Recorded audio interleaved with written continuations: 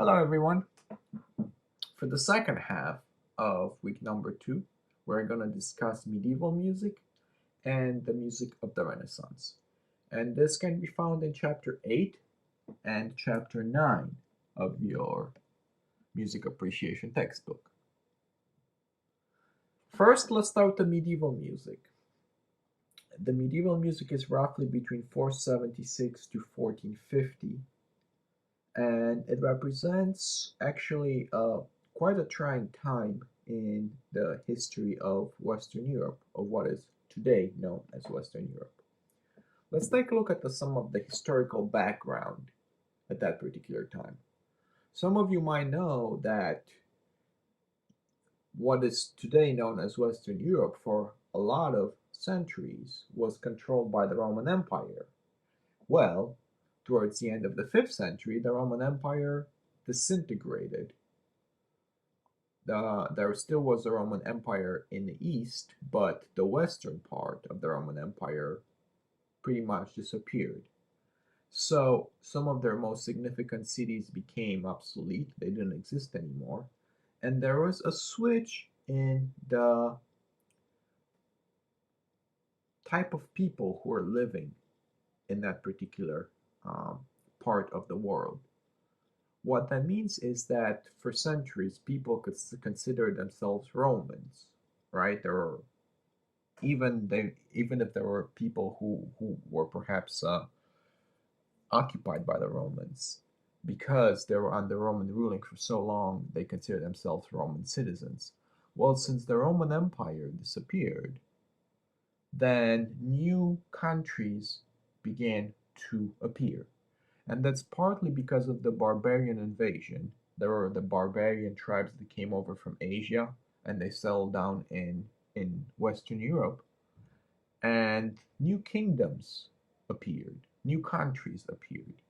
There was a system that was called feudalism, where the rich ones, the nobles, owned land, and they were also able to hire peasants to work on their land for in exchange for them to use the land and to have enough food to feed their families.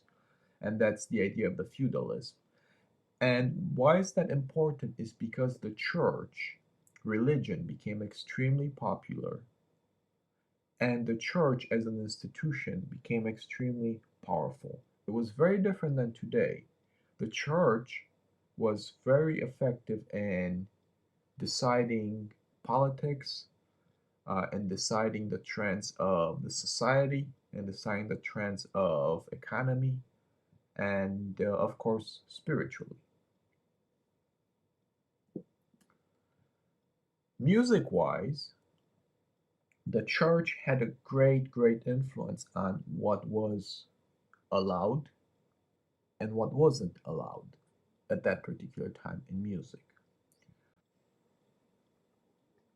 In medieval music, we're going to notice a focus on music written for voice only. The only type of music that was allowed to be sung in church. That meant that there was no accompaniment, there were no instruments, instruments were not allowed to be part of church. And music at that particular time was considered to only serve the purpose of religious experience, of worship. It wasn't supposed to be entertaining. Now, you might ask, why is that? Were there no instruments present at that time? Why do people didn't like instrument, the church people? Well, let's go back in history a couple of centuries and think about the Roman times again, and why the Romans, how Romans used music. In the Roman times, music was purely entertaining. It was associated with parties, with gladiator games, with theater, which was very entertaining at that particular time. Now, if we think back, Romans didn't like Christians that much, right? Christians were persecuted during Roman times. So Christians, the church, associated music with all type of bad activities, of killing Christians, of people killing each other, of parties that weren't really um, the most proper parties of that particular time.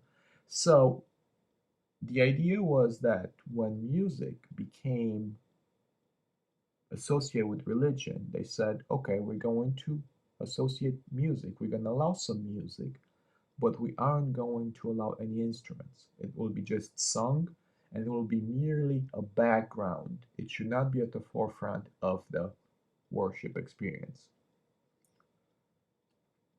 So the idea of music written for voice only developed into the Gregorian chant or plain song. And the Gregorian chant was named after Pope Gregory, and it doesn't contain any rhythm, it doesn't contain any meter.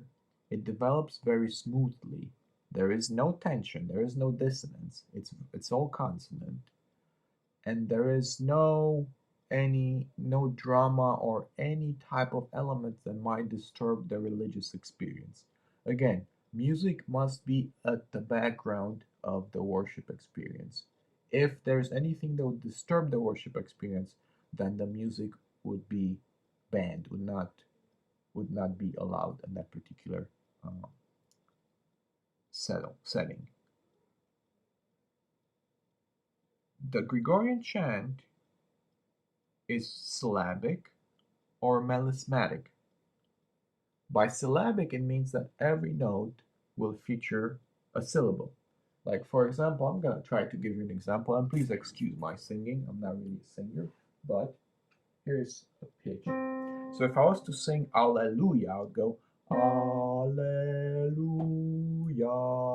That means syllabic because every pitch has received a syllable, right? Now, melismatic means that a syllable will span over a certain amount of pitches. Like, let's go to our old example here and say Alleluia.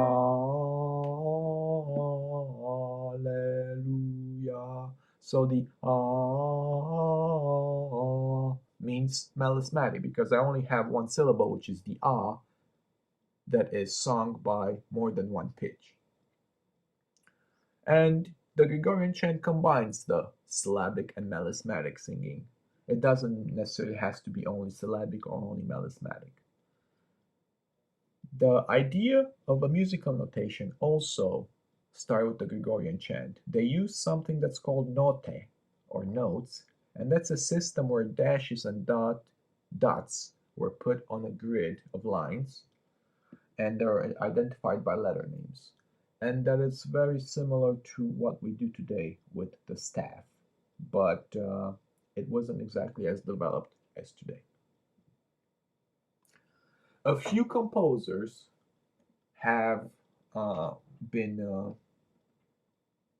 have lived through those centuries per se, and were able to um, become well known writing Gregorian chants. Hildegard von Bingen is one of the most famous chant composers of that time, and the interesting part is that she was a woman. And I would like you to go to page number 70